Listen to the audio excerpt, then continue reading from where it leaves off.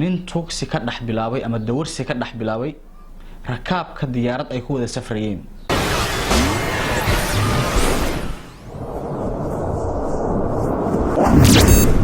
Assalaamu calaykum nabad daawade, waxaan ahay Mustafa Cabdullaahi Maxamed. halka aad iga daawanaysaan waa Dohal Official. fadlan daawade haddii ay tahay markii kuugu horeysay ee booqashada janaalkan, waxaanu kaa codsanaynaa inaad subscribe-tan uga caawiso sababtoo ah waa bilaash. maanta dhacdadan idin wadno way ka duwan tahay dhacdooyinkii hore. nin tuugsi ka dhex bilaabay ama dawarsi ka dhex bilaabay rakaabka diyaarad ay ku wada safrayeen. sida ay ku soo warantay jaridda Daily Mail ee ka soo baxda dalka Ingiriiska, ninkan dawarsiga ama tuugsiga ka dhex bilaabay diyaaradda dhexdeeda ayaa dhalasho ahaan ka soo jeeda dalka Iran, kaasoo ka yaabiyay dhammaan dadkii kula safrayay diyaaradda dhexdeeda oo aan u baran in qof bilaadan uu ka dhex dawarsado ama ka dhex tuugsado diyaaradaha dhexdooda.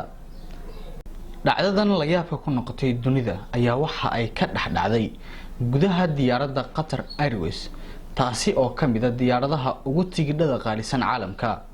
wayna adag tahay sida ay jariddu Daily Mail sheegtay in qof maskiin ah oo dawarsada uu si fudud gudaha diyaaradda ku soo galo.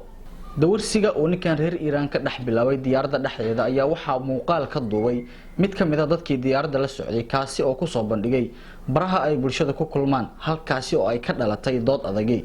ninkan oo madaxa ku sitay cimaamada madow ee ay caanka ku yihiin reer Iran ayaa dawarsiga ama tuugsiga bilaabay ka hor inta aysan rakaabka soo fulin diyaaradda. hase yeeshee waxaa durba gacanta ku dhigay oo fariisiyay halkii uu lahaa shaqaalaha diyaaradda. laakiin markii ay diyaaradda kacday oo ay hawada gashay ayaa waxa uu dib u bilaabay dawarsigiisii ama tuugsigiisii. hase yeeshee waxaa si xoog ah ku fariisiyay shaqaalihii diyaaradda ayagoona u xiray suunka diyaaradda ee ammaanka. haddaba daawade, sidee ayay kula tahay dhacdadan?